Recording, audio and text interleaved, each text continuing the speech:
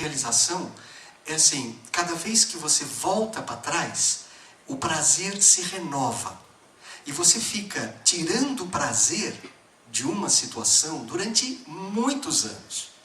Inclusive, um prazer muito peculiar, que o Ariano Suassuna descreve com uma frase genial, que ele diz assim: o que é ruim de viver é bom de contar. Não sei se você já se deu conta de que experiências que, quando foram vividas, foram muito penosas, depois se transformam em histórias deliciosas de ficar contando. A gente passa anos repetindo aquelas histórias.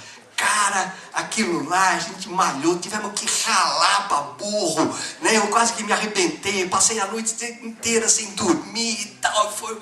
Vira uma grande história. E você consegue obter prazer, inclusive daquilo que foi penoso, né? Do mesmo jeito que você recupera o prazer, né? Cada vez que você entra em contato com alguma coisa que você efetivamente criou, né? Então a diferença está no tempo, fundamentalmente, né? A experiência da criança é fundamental e tão rica quanto a do pianista, mas ela é precária no sentido de que ela se esgota muito rapidamente no tempo. Enquanto que a experiência do pianista se preserva, faz história, né? Se dilata numa sensação de satisfação que pode permanecer algumas vezes pelo resto da vida toda. Tá? Acho que a diferença é essa. Tá? Obrigado. Gente, quando vocês forem fazer as perguntas, por favor se apresentem. Ele é o Daniel Modós, que fez a pergunta para o Guto, porque aí o Guto sabe a quem ele está se referindo e todos nós conhecemos a pessoa que perguntou. Tá bom? Quem quer fazer agora? Próxima pergunta. Aqui na frente. Olá, eu sou o Luiz Felipe. Você falou que a liberdade pura se exerce, eu acho que você falou, me corrija se eu estiver errado, mas quando não se tem uma... quando você tem as opções e você não é como você exclui, você se liberta das outras conscientemente de uma forma saudável. Mas quando...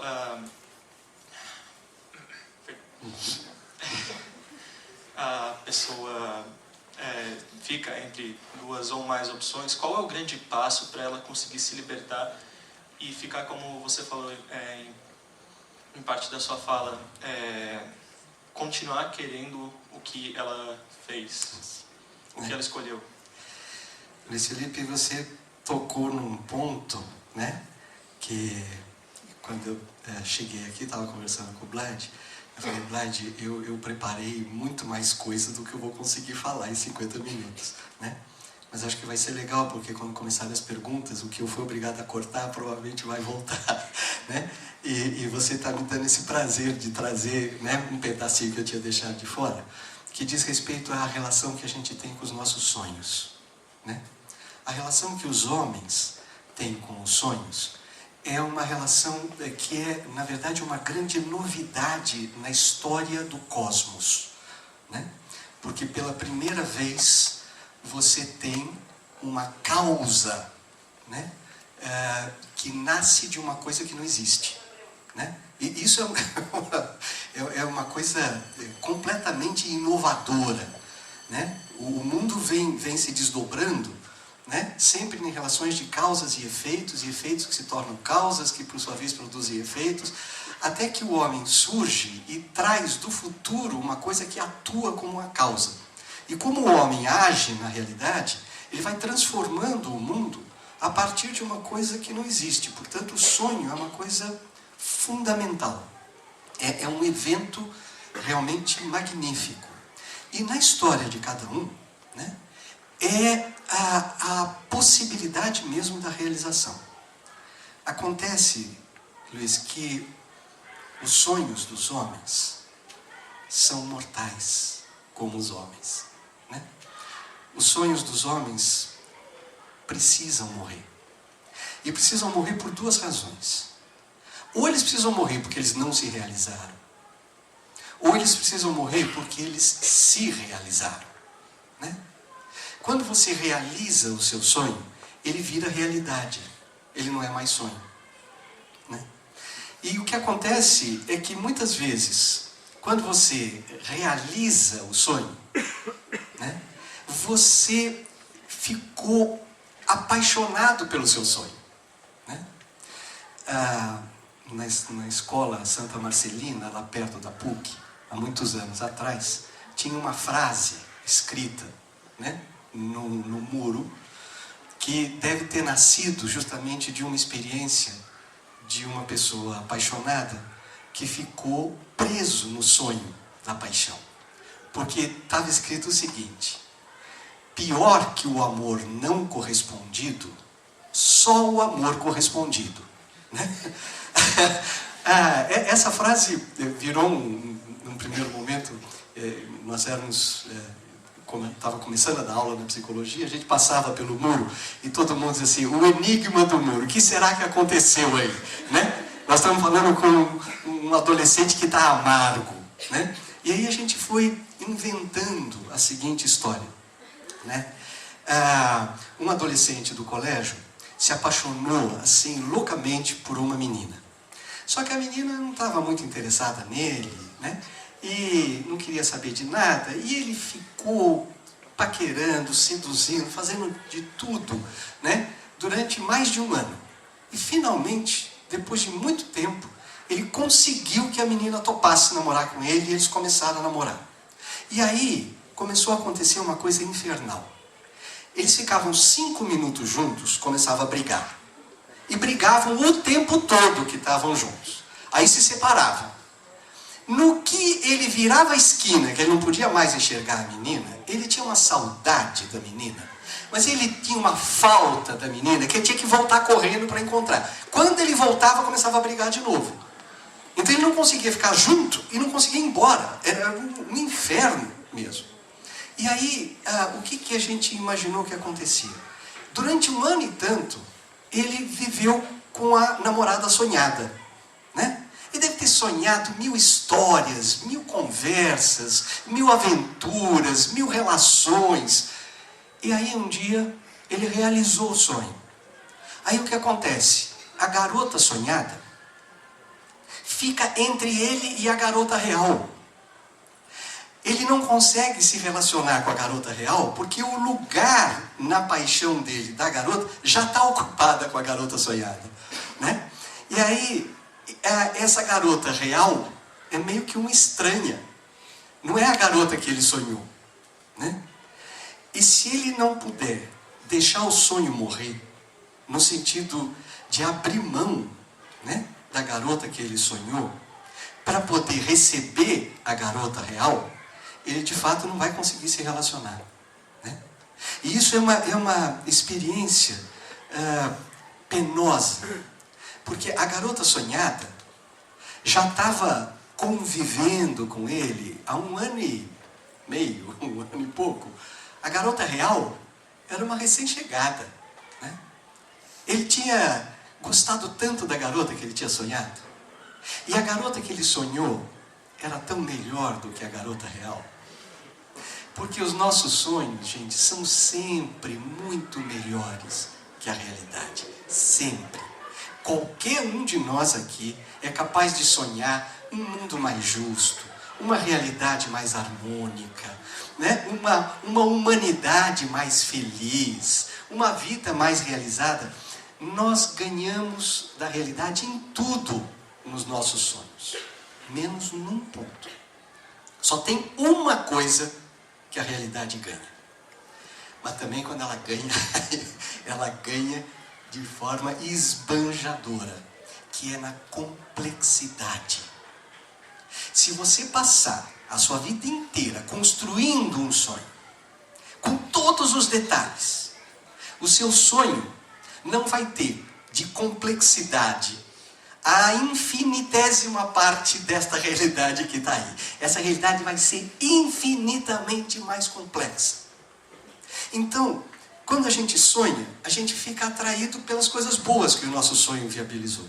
Por isso é que a gente não pode realizar o sonho simplesmente. Por isso que o sonho tem que fazer amor com a realidade.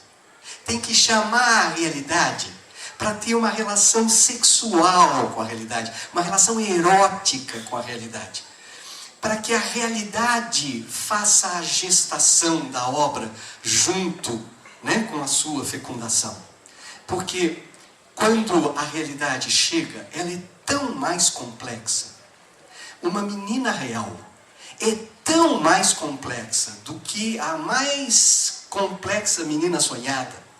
O homem real é tão mais complexo do que qualquer homem sonhado. Tá? Que quando a gente realiza uma relação, a gente tem que se abrir para a estranheza daquilo que na sua complexidade guarda muitas coisas que a gente não imaginou. Tá? Quando a gente consegue se abrir numa referência de, tá bom, eu vou começar a namorar, então agora eu preciso descobrir quem é a minha namorada. A namorada que eu sonhei, a namorada que eu conheço, a namorada que me motivou a entrar no namoro, é também uma namorada que tem muitas coisas que eu não conheço. Se eu posso me abrir para esse desconhecido da minha namorada, o meu namoro pode ser uma sucessão de descobertas. Não só a respeito da namorada, mas a respeito da gente mesmo. É incrível que você vai descobrindo o outro, e aí você vai se dando conta de coisas suas que você, ou às vezes tinha esquecido, ou não tinha reparado, ou simplesmente você não sabia que você tinha. Né? E é isso que tem o caráter de gestação, que vai parindo. Né? É isso que vai fazendo acontecer. E nessa parceria, né, você pode ter uma realização muito mais ampla do que a mera satisfação de ter alcançado um objetivo que você queria. Né?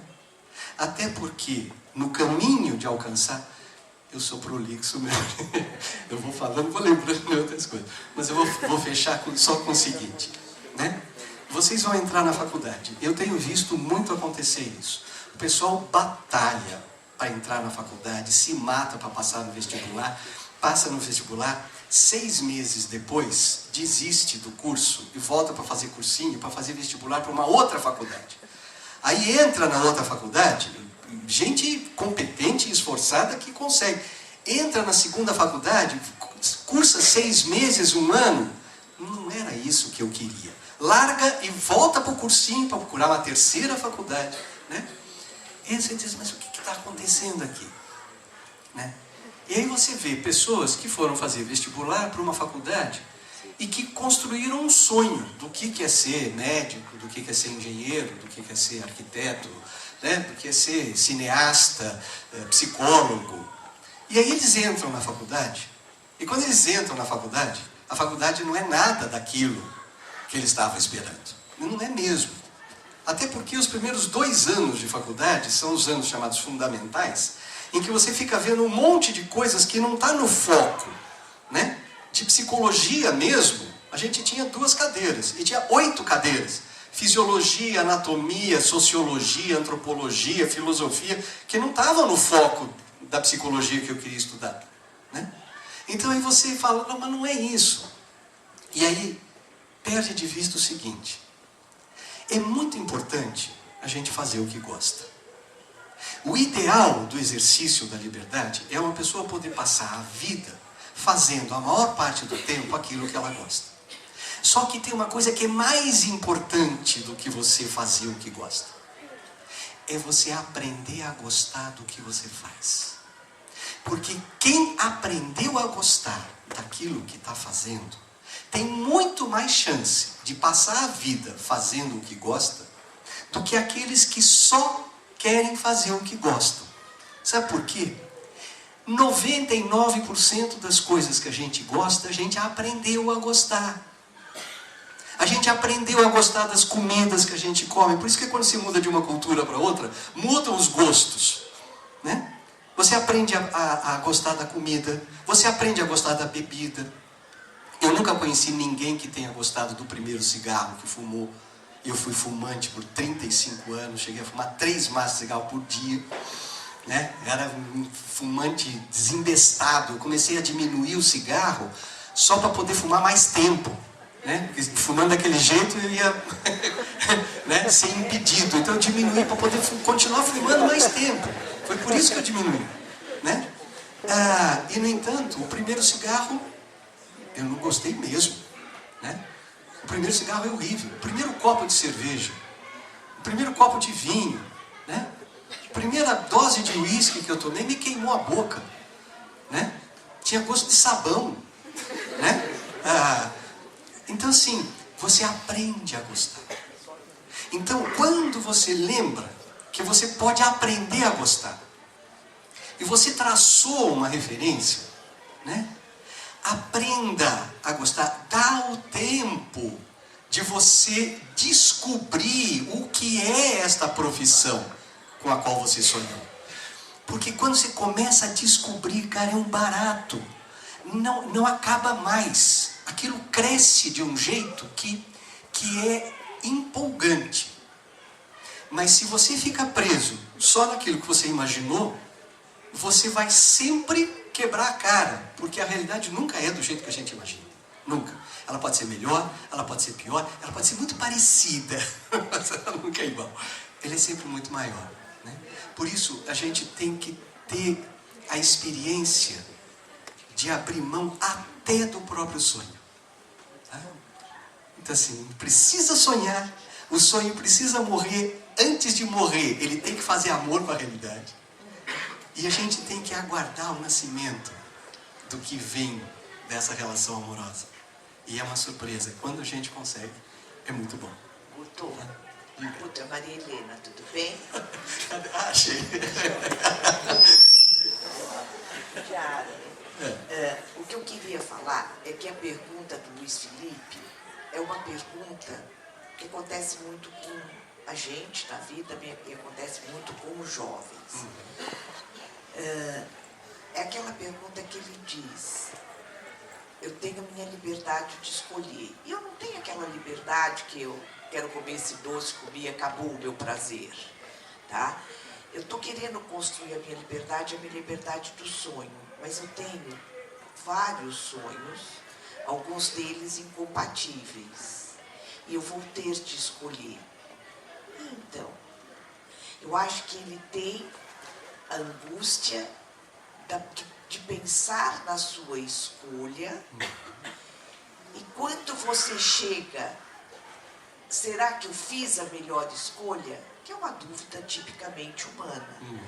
Mas que eu acho que, nesta hora, os incomoda profundamente os nossos alunos, ou grande parte dos nossos alunos. E é isso que eu acho que o Luiz Felipe te perguntou. Por isso, gente, eu não estou furando a fila. Eu só estou pedindo um esclarecimento. Muito obrigada. Perfeito. Que porque bom, muita Helena, gente né? Que perguntava, você ajudou a focar, né? Eu acho que como eu estava com a preocupação já aqui presente, eu enveredei um pouco pela minha preocupação, mas acho que você tem toda a razão, né? Aí eu acho que tem algumas coisas, né, Helena? Assim, a primeira coisa é que a gente nunca pode ter certeza, né? Quando a gente vai usar a liberdade, a gente tem que se haver com esta indeterminação, né, que faz parte da liberdade. Tanto que do ponto de vista da física, liberdade é sinônimo de não determinação, né? É sinônimo de caos. A liberdade comporta sempre, necessariamente, um risco. É por isso que criança não pode usar a liberdade, né? Porque usar a liberdade é risco, é perigoso, né? A gente nunca pode ter certeza. O que a gente pode fazer é, no primeiro momento, obedecer o mais possível, isto é, se debruçar para escutar, né? Escutar a si mesmo, escutar o próprio sonho, né? Olhar para o mundo, se perguntar sobre o sonho neste mundo que está aí, né? Se aproximar da experiência das pessoas que estão realizando projetos similares, né? Para trocar a experiência e aí obedecer no sentido de ouvir os outros, para recolher, né, todas as indicações que a gente pode, né? E aí, num certo momento, a gente precisa decidir. E na hora que a gente decide, a pergunta de: mas será que é isto mesmo? É uma armadilha. Você só pode saber o que de fato é à medida que você vive aquilo que você escolheu como perspectiva. Não tem jeito de ter uma resposta absoluta e segura e certa, né, a partir da perspectiva. Você precisa sempre, né, se engajar no caminho para poder ter uma resposta mais concreta, né? Só que quando você se engajar, quando você decidir, mesmo sem saber se foi a melhor escolha, mesmo sem saber se era por ali mesmo, tente a liberdade de renunciar aos outros projetos. Porque é horrível você ficar indo para a praia pensando se não seria melhor ter ido para a montanha, né? Você não vai poder saber, mas você pode estragar a sua ida para a praia indo para a praia de costas, né? Olhando para a montanha o tempo todo. Então, quando você vai. O que acontece é que a plasticidade do real, né, é tanta, né, esta riqueza da complexidade do real é tanta, que na relação conjunta, né, da gente com a realidade, eventualmente algumas opções vão se transformando, mas elas vão se transformando já na parceria com o real. E a gente entrou para fazer uma coisa e quando vê a vida, às vezes a pessoa diz assim: eu queria fazer tal coisa, mas aí a vida foi me levando e eu acabei fazendo tal coisa, né? E hoje estou muito mais feliz fazendo aquilo do que eu acho que teria sido fazendo outra coisa, né? Então, assim, a hora que você decide, e quando você decide, você corre risco, né? Você tem que entrar e, na medida do possível, né, deixar de lado as outras opções, para poder testar de verdade aquela opção que você fez. Se na sua opção você está compartilhando com o real, se você está compartilhando, né, com os outros, a composição final tem uma grande chance de dar certo, tá?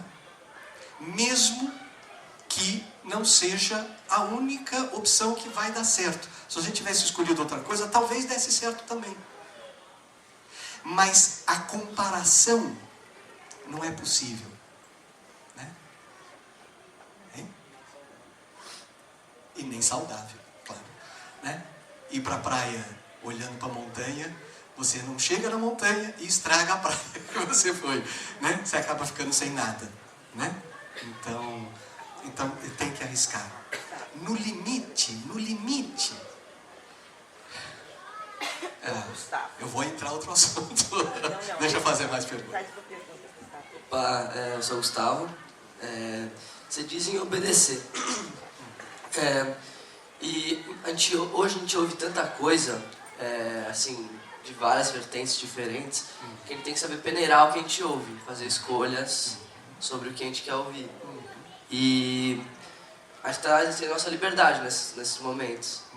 Eu queria saber, assim, como é que eu sei se eu estou exercendo essa liberdade de modo mais pleno, assim, diminuindo minhas chances de me deparar com esse negócio de, por exemplo, fazer a faculdade e aí eu descobri que não é bem isso. Como é que eu posso diminuir essa chance de me deparar com algo que realmente eu não quero? Assim? Saber ouvir melhor. Né?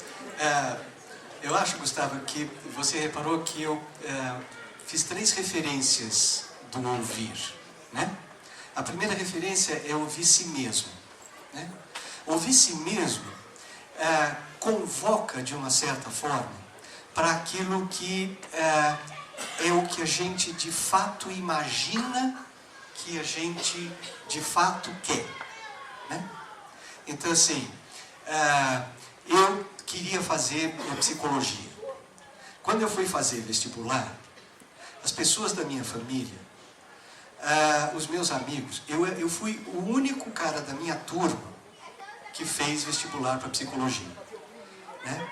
E o pessoal tirava sarro. Psicologia é curso de mulher, cara. De fato, quando eu entrei na minha turma, tinham 4 homens e 40 mulheres. A Maria Helena lembra, né? Que os homens eram 10%, quando muito, né? Tinham turmas que eram menos de 10%. Então o pessoal dizia, não, psicologia é profissão de mulher, por que você não vai fazer psiquiatria? Né? Psiquiatria é medicina, tinha um status muito maior do que o status da psicologia. Né?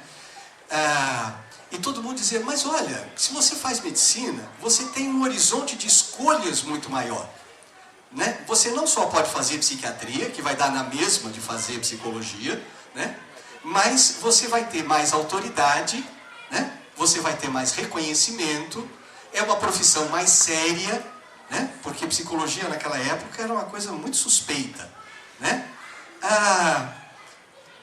E eu queria fazer psicologia. Né? Então, durante um tempo, na minha turma, né? O pessoal tirava sarro, né? Os meus colegas, né? Brincavam e tal.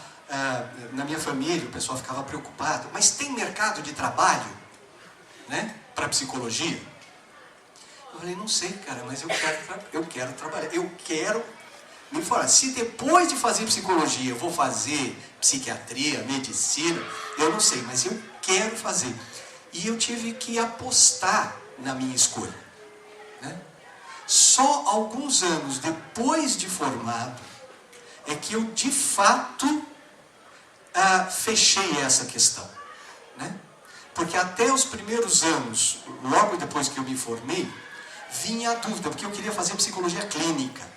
Eu queria ser clínico, eu queria ser terapeuta. E quando eu me formei, tinha mais mercado para psiquiatra do que para psicólogo na área clínica. Né? Porque o psiquiatra entra direto na área clínica via as instituições, hospital psiquiátrico, serviço psiquiátrico. Psicologia fica com uma forma de atendimento, né, que não tinha, na época, tinha muito menos do que hoje, né, o caráter de uma profissão amplamente reconhecida. Né? A própria profissão, quando eu entrei na faculdade, ainda não tinha sido reconhecida. Não existia, né, a estrutura do Ministério do Trabalho. Né? A gente tinha que levar o diploma para reconhecer no MEC, porque não tinha instituição do Ministério do Trabalho para fazer o registro. Né? Então, assim, essa era a primeira coisa, poder ouvir e permanecer fiel. A segunda coisa é poder ouvir a oportunidade. E a oportunidade toma muitas configurações. Eu só quero fazer um alerta. O uso do critério de mercado de trabalho é enganoso. Porque o tempo que você vai demorar para entrar no mercado de trabalho como profissional já mudou completamente as características do mercado de trabalho. Então alguém pergunta, mas tem mercado para psicologia? Eu disse, olha, esta é uma informação que vocês vão ter um gap de 5 anos, né, para poder usar, e não dá para saber se daqui a 5 anos ainda vai ter mercado. Então o mercado não é um elemento significativo. Mas você pode ouvir muitas outras coisas com relação a como é que o trabalho de fato acontece. Né? E isso te joga para ouvir os outros. Discutir, conversar, ouvir opiniões diferentes, trocar ideias, fazer perguntas, ouvir as várias opiniões. Né? Você não precisa concordar com a opinião, mas é importante você ouvir, porque às vezes a opinião de algo que você não concorda absolutamente é útil para você perceber nuances da sua própria opinião. Né? Então, eu acho que o jeito é ir realmente se abrindo até o momento em que você toma a decisão. Aí, na hora que você tomou a decisão, Gustavo, fecha a porta, cara. Fecha a porta. E vai fundo, aposta todas as fichas. Seja fiel. Né? Mesmo que isto venha a se tornar uma experiência frustrante 1 ou 2 anos depois, se isso acontecer, você sai de lá com a convicção de que não era mesmo por ali. Porque também tem gente que vai para outra faculdade e acaba voltando, porque não experimentou até o fim, né? E isso é muito angustiante, é uma experiência muito pesada. Então assim, você decidiu, antes de decidir, abre tudo. Decidiu, fecha tudo. E aposta todas as fichas. Vai fundo. Tenta aprender a gostar daquilo que é exigido, né, pela profissão.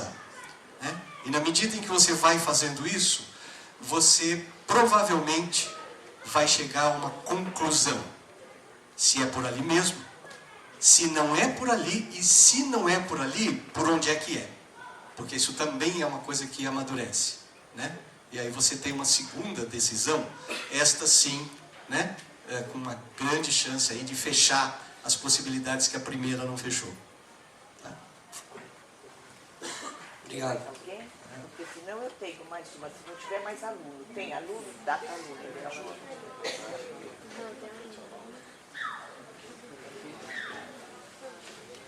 A gente vai pedir para o professor da terceira aula dar uns minutinhos mais de recreio para vocês. Podem perguntar, tá bom?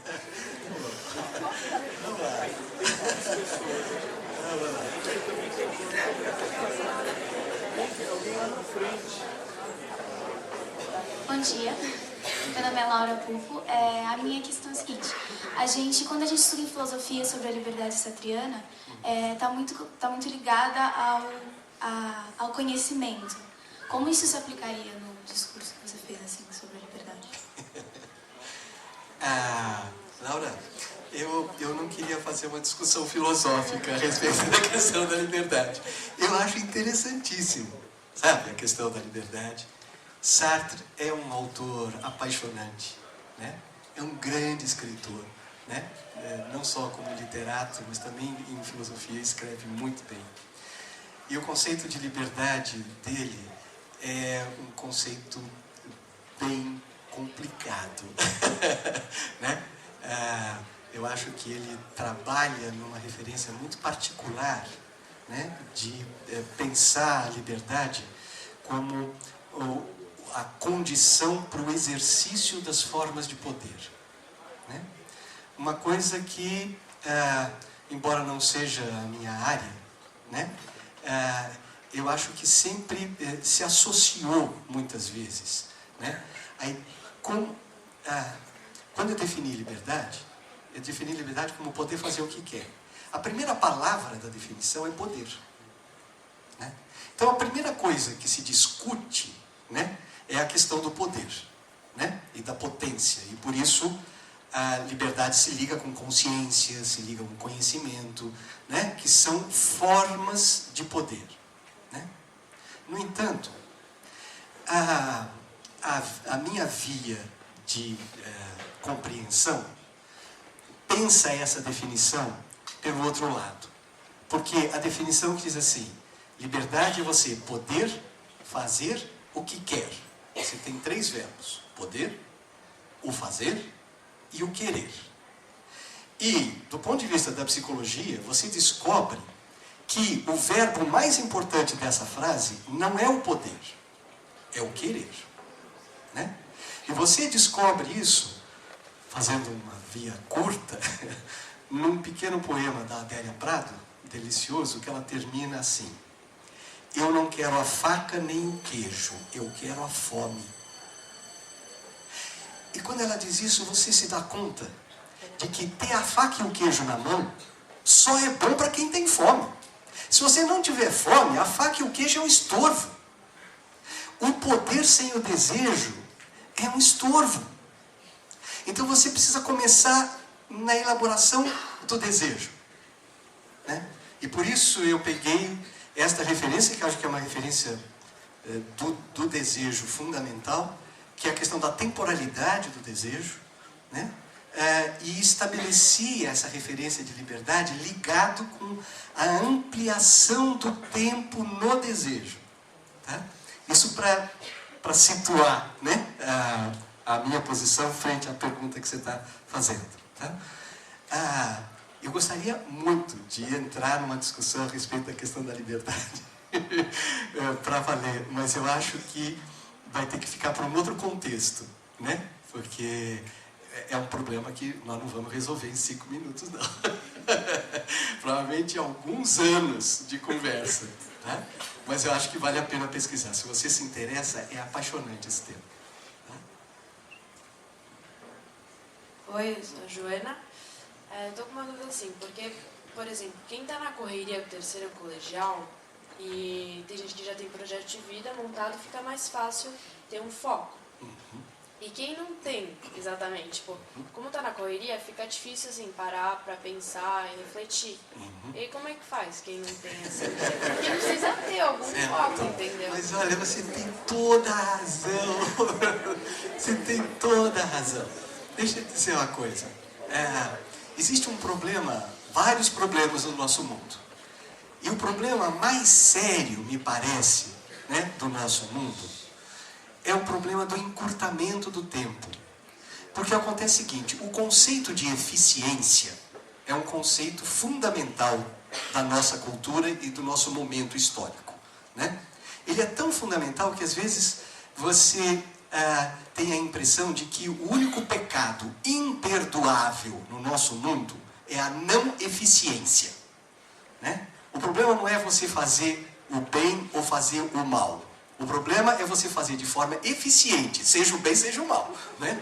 Pior do que o cara que faz o mal é o cara que faz mal em termos de eficiência. E a eficiência é uma razão matemática entre produção, no numerador, e tempo, no denominador. O que significa que quanto mais curto o tempo, quanto menor o tempo, maior a eficiência. Isso acabou criando uma supervalorização do encurtamento do tempo. Tá? Só que, quando você tem uma vida para resolver, não pode ter pressa. Se o projeto está lá, se você teve a sorte, né, de por uma série de circunstâncias ter se localizado no mundo rapidamente, que ótimo, vai fundo. Se você não se achou ainda, né, se você olha e cada hora você pende para um lado diferente e você não consegue identificar um projeto de vida no qual vale a pena investir para valer, calma. Não força a barra. Dá um tempo. Conversa com o pessoal que está resolvido para ver se você descobre como é que eles se resolveram. Conversa com as pessoas, né, mais velhas que estão vivendo, seja a frustração, seja a realização, para ouvir o que elas podem te contar, né?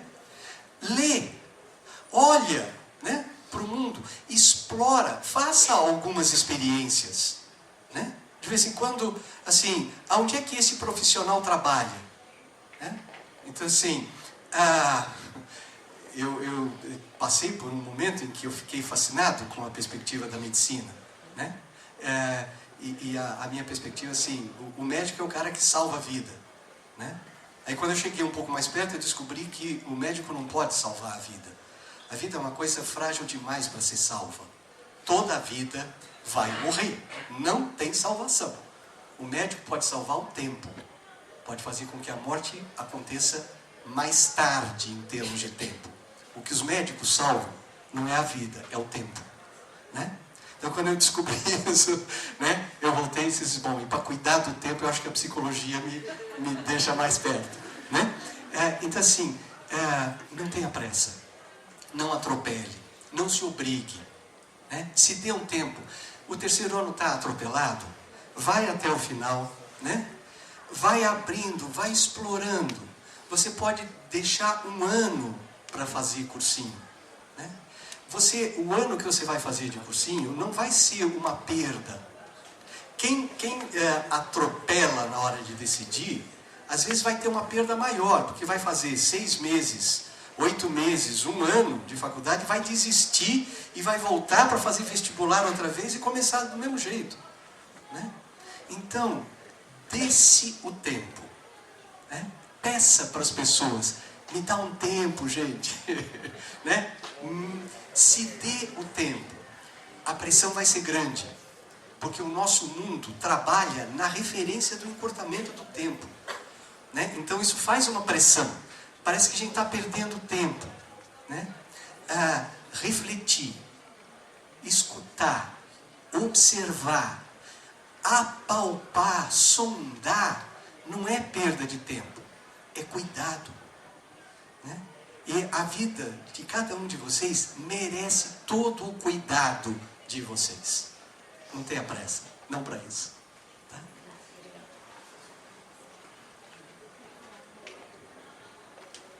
Não, vai, pode encerrar. Tá bom, vocês não têm mais perguntas, não? Eu vou pedir licença para o Clyde.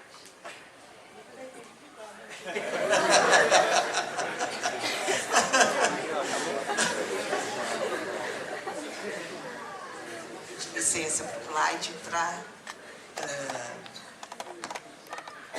falar um pouco no final desta palestra. A palestra do Guto é sempre uma ocasião onde a gente pensa muito, reflete muito, se questiona, é a coisa que cutuca. Às vezes eu gravo e vejo de novo. Até oriento vocês a fazerem isso mesmo. A gente vai deixar o tape no site da escola para que vocês ouçam quando estiver em casa, naquele tempo que o terceiro ano não dá, não é? Mas enfim, isso daí. O Guto foi meu colega de faculdade. Desde aquela época ele era um menino, né? Porque agora a gente é velho mesmo. Mas desde aquela época ele era um menino extremamente inteligente, arguto, questionador, que sabia resolver problemas com a capacidade de juntar todo o conhecimento que ele tinha aprendido durante a vida. Muitas vezes problemas que a gente não conseguia, o Guto ia lá e resolvia. Ele é uma pessoa com essa capacidade aguda do pensar. E hoje eu acho que ele fez com vocês mais do que uma palestra sobre orientação profissional. O Guto fala e fala para a vida da gente. Eu vou me lembrando como foram as minhas decisões na vida. Vou me lembrando que muitas dessas decisões sofreram aperfeiçoamentos durante a vida. Então, não é aquela angústia assim, eu decidi é isso até o final. Porque o Guto falou uma coisa bastante importante que eu quero ressaltar. Quando ele fala assim, você tem escolhas e este mundo é muito plástico. A plasticidade do mundo dá para você fazer, criar a sua escolha. Isso é bastante importante. Eu quero que vocês, como do terceiro ano, cada um de vocês, não pensem nessa palestra para a vida de vocês, para a vida como um todo, para a vida até quando vocês forem velhinhos como eu. No sentido de pensar como é que vocês estão construindo esta vida de vocês. E se vocês estão trabalhando muito no tempo curto, como diz o Guto, que é aquele tempo do prazer imediato, do prazer que dá aquela vontadezinha, quero emagrecer, que é um problema meu, mas também eu não consigo deixar de comer um docinho, então é realmente um problema meu, tá certo? Porque eu penso aqui naquele tempo do prazer, mas depois que eu como, acabou aquele prazer. Como é que eu posso ter um prazer mais longo? Esse prazer do encurtar o tempo é delicioso no momento, mas no de encupridar o tempo, ter sonhos e projetos e construir, eu sou uma pessoa feliz nesse sentido. Eu tinha um projeto de ter uma escola. Eu tenho uma escola. Eu tenho uma escola formando gente que não fica fazendo bagunça enquanto alguém está falando, que consegue pensar, refletir, ser respeitoso. Era essa mesma escola que eu queria. Eu queria ter a escola que eu dou para vocês, que nós todos aqui da escola damos para vocês. E eu quero mesmo, eu estou encantada com a palestra do Guto, quero agradecer muitíssimo ao Guto ter dado essa oportunidade de todos nós aqui pensarmos na vida, e quero que vocês saiam aqui pensando seria assim uma alegria profunda para mim sobre os projetos, sonhos de vocês, e se vocês estão trabalhando só no tempo curto ou se vocês estão sabendo prolongar o tempo de vocês. Agradeço muito ao Blide de ter organizado isso, agradeço profundamente ao Guto e agradeço vocês que fazem parte da minha felicidade. Muito obrigada, meninas.